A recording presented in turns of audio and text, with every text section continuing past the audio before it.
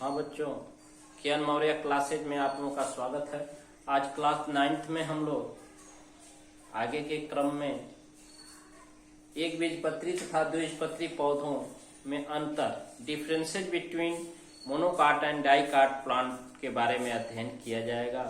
तो चलिए देखते हैं कि डाइकाट, द्विबीजपत्री और एक बीजपत्री एंजियोस्पर्मिक प्लांट को जो है एंजियोस्पर्म या फ्लावरिंग प्लांट को मुख्य रूप से दो भागों में बांटा गया था, एक बीजपत्री और द्विबीजपत्री पौधे। तो एक बीजपत्री पौधे में क्या है और द्विबीजपत्री पौधे में किसकी दृष्टि से, तना की दृष्टि से, जड़ की दृष्टि से, पत्ती की दृष्टि से और बीज की दृष्टि से अंतर हम लोग अर्थात चलिए एक बीजपत्री तथा द्विबीजपत्री पौधों में अंतर है। Differences between monocot and dicot plant. अब सबसे पहले इधर 3 कॉलम पार्ट बना लिया गया, भाग या कैरेक्टर इसमें एक बीजपत्री और द्विबीजपत्री। जैसे जड़, रूट, ओरिजिन, उत्पत्ति की दृष्टि से भी बीज अंकुरण के समय सबसे पहले जड़ मूलांकुर का निर्माण होता है। तो जड़ की दृष्टि से एक बीजपत्री में अपस्थानिक जड़ें और रेशेदार जड़ें पाई जाती हैं। अपस्थानिक जड़ें बच्चों इसमें ऐसी होती हैं कि एक ही जगह से कई जड़ें निकलती हैं, रेशे के समान होती हैं, तो इसको अपस्थानिक जड़ें कहते हैं। संवहन बंडल जो संवहन का कार्य करते हैं। जाइलम और फ्लोएम 2 रूपों में होते हैं, जानते हैं। जाइलम जल का संवहन करता है और फ्लोएम बने हुए भोजन का संवहन करता है पादप शरीर में। तो इसमें संवहन बंडलों की संख्या 10 से 20 होती है। कितना? 10 से 20 याद रखिए। वैस्कुलर बंडल की संख्या 10 से 20 होती है और एधा कैम्बियम एब्सेंट होता है। कैम्बियम एधा क्या होता है? अतिरिक्त ऊतक होता है जो द्वितीयक वृद्धि के समय कैम्बियम एधा बनता है। तो एक बीजपत्री में द्वितीयक वृद्धि होती ही नहीं है, इसलिए एधा नहीं पाया जाता, एब्सेंट होता है। अब बच्चों द्विबीजपत्री में मूसला जड़ें पाई जाती हैं। मूसला जड़ का मतलब ये होता है कि एक मुख्य जड़ होती है, एक मुख्य जड़ और उससे जड़ें निकली होती हैं, अर्थात और फिर इससे जड़ें निकली होती हैं। ये प्राथमिक प्राइमरी रूट होता है, ये सेकेंडरी रूट होता है और ये टर्शियरी रूट होता है। तो मूसला जड़ पाई जाती है। मूसला जड़ तंत्र में ऐसी जड़ें जिसमें एक मुख्य जड़ होती है, उसको प्राथमिक जड़, प्राइमरी रूट और उससे कुछ जड़ें निकली होती हैं। जैसे फिगर में उसको सेकेंडरी रूट, द्वितीयक जड़ें और द्वितीयक से जो निकलती हैं तृतीयक जड़ें पाई जाती हैं। तो बच्चों ये मुख्य अंतर है मूसला जड़ और अपस्थानिक जड़ कि अपस्थानिक जड़ में प्राथमिक, द्वितीयक, तृतीयक जड़ें नहीं पाई जाती हैं, जबकि मूसला जड़ में प्राथमिक, द्वितीयक, तृतीयक जड़ें पाई जाती हैं। तो द्विबीजपत्री पौधों में कौन सी जड़ें होती हैं? मूसला जड़ें पाई जाती हैं। और यहाँ संवहन बंडल जो है 4 से 6 की संख्या में होते हैं। एक बीजपत्री में 10 से 20 की संख्या में रहे और द्विबीजपत्री में 4 से 6 की संख्या में रहे। इसमें कैम्बियम एधा अनुपस्थित रहा, लेकिन इसमें द्वितीयक वृद्धि के समय एधा बनती है। सेकेंडरी ग्रोथ, द्वितीयक वृद्धि के समय जो है कैम्बियम का निर्माण होता है, इससे द्वितीयक उत्तकों का निर्माण होता है, जिससे पौधे के जड़ और तने की मोटाई में वृद्धि होती है। यही है द्वितीयक वृद्धि, सेकेंडरी ग्रोथ। तो द्विबीजपत्री पौधे में पाई जाती है और एक बीजपत्री पौधे में नहीं पाई जाती है। अब चलते हैं तना, स्टेम के बारे में बच्चों। एक बीजपत्री तना जो होता है, एक बीजपत्री पौधों का तना चिकना और खोखला, अंदर से क्या होता है? हॉलो, खोखला होता है, चिकना व खोखला। और संवहन बंडल क्या होते हैं? तने के अंदर बिखरे होते हैं, स्कैटर्ड इन स्टेम वैस्कुलर बंडल। संवहन ऊतक तने के अंदर क्या होते हैं? बिखरे होते हैं और एधा उस तने में नहीं पाई जाती है। कैम्बियम क्या होती है? तने में अनुपस्थित होती है, जबकि द्विबीजपत्री पौधों का तना जो है ये क्या होता है? ठोस और खुदरा, सॉलिड एंड फिस्ट्यूलर होता है, ठोस और खुदरा होता है। और संवहन बंडल रिंग वलय घेरे में होते, रिंग वलय में व्यवस्थित होते हैं। जैसे यहाँ एक रिंग है तो इस पर संवहन बंडल है, इस पर संवहन। तो इस तरह से संवहन मंडल घेरे में पाए जाते हैं, रिंग में व्यवस्थित होते हैं और इधर उसके तने में कैम्बियम क्या होती है, द्विबीजपत्री तने में उपस्थित होती है कैम्बियम। अब देखिए पत्तियों की दृष्टि से, पत्तियां on the basis of leaf, पत्ती की दृष्टि से एक बीजपत्री पौधों की पत्ती समद्विपार्श्वी होती है, आइसोबाइलेटरल, और उसमें समानांतर सिरा विन्यास पाया जाता है। सिरा विन्यास क्या है, पहले इसको हम जाने। पत्तियों में बच्चों सिराओं के लगे रहने के क्रम को सिरा विन्यास कहते हैं।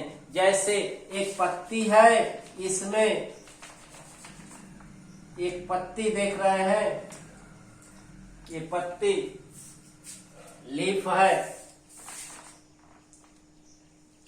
ये लीफ है, इसके अंदर ये मिडरिब है और ऐसे सिराएं हैं, ऐसे।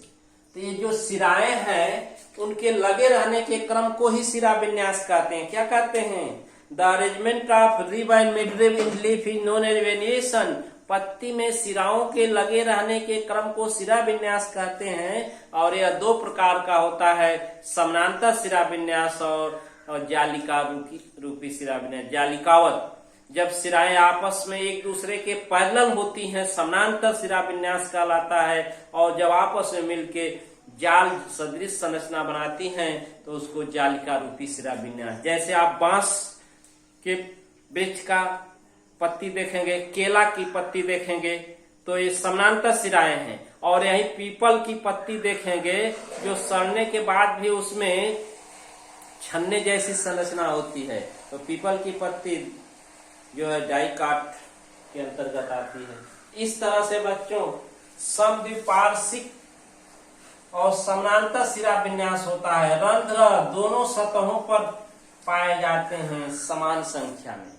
एक बीजपत्री की पत्ती समद्विपार्श्वी होती है और उसमें जो सिरा विन्यास होता है समानांतर होता है, सिराएं एक दूसरे के समानांतर होती हैं, और इसमें रंध्र जो होते हैं, स्टोमेटा क्या होते हैं, पत्ती में छोटे छोटे छिद्र होते हैं जो गैसीय विनिमय की क्रिया को बनाए रखते हैं। वायुमंडलीय O2 को बाहर से अंदर और अंदर से CO2 को बाहर या बाहर से CO2 को अंदर प्रकाश संश्लेषण के समय पहुंचाने का कार्य करते हैं, तो उनको रंध्र कहते हैं। तो पत्ती के दोनों सतहों, ऊपरी सतह और निचली सतह, अपर एंड लोअर सरफेस लीफ के जो है रंध्र समान संख्या में पाए जाते हैं।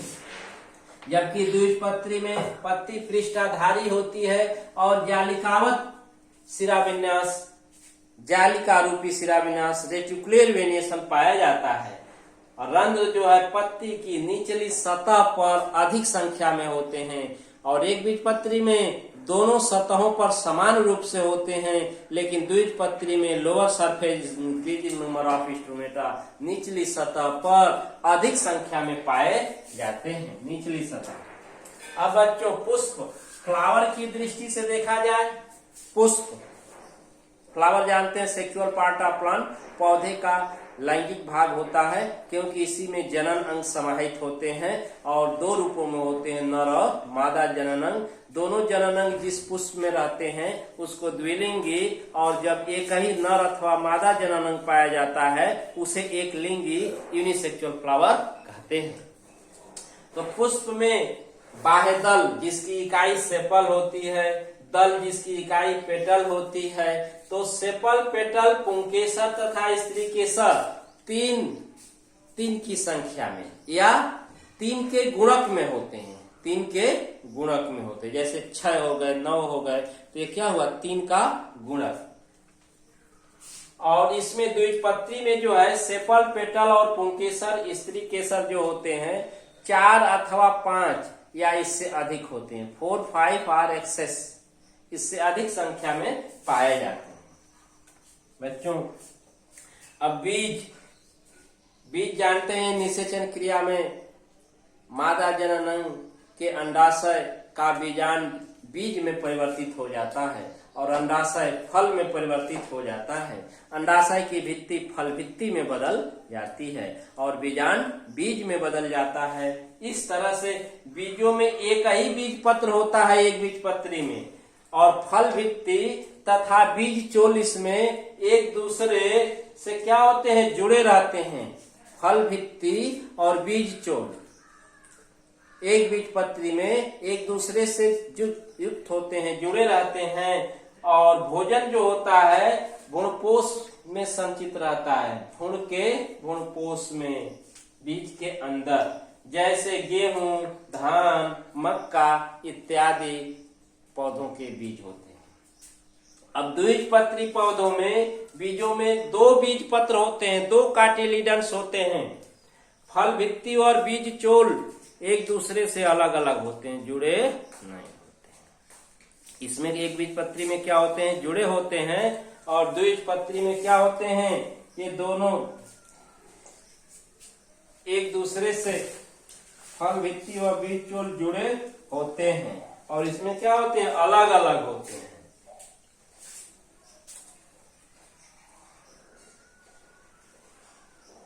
इसमें जुड़े नहीं।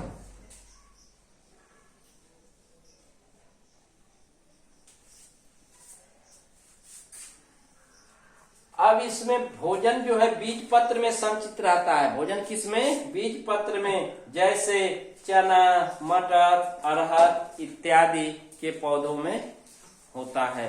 इस तरह से, हाँ बच्चों, इस तरह से एक बीजपत्री पौधों में बच्चों फल भित्ति और बीज चोल क्या होते हैं, जुड़े होते हैं एक दूसरे से, और इसमें जुड़े नहीं रहते हैं द्विबीजपत्री पौधों में। एक बीजपत्री में भोजन जो है भ्रूण के भ्रूणपोष में संचित होता है, और इसमें बीज के बीज चोल कार्टिलिडन में संचित होता है, जैसे चना, मटर, अरहर। चना बच्चों देखते हैं जब अंकुरित होता है तो उनके दोनों दाल जो होते हैं दोनों अलग अलग फैल करके मोटे रहते हैं, और उसी से भोजन लेता है पौधा, और धीरे धीरे पौधा जब नया रहता है, बड़ा होता है, और धीरे धीरे वो सूख जाते हैं क्योंकि उसका भोजन खर्च हो जाता है। इसीलिए द्विबीजपत्री पौधों में जो है भोजन बीज पत्र कार्टिलिडन में संचित होता है। इस अंतर को पूर्ण रूपेण देखें, तैयार करें, अच्छे से नोट्स तैयार करें। Thank you.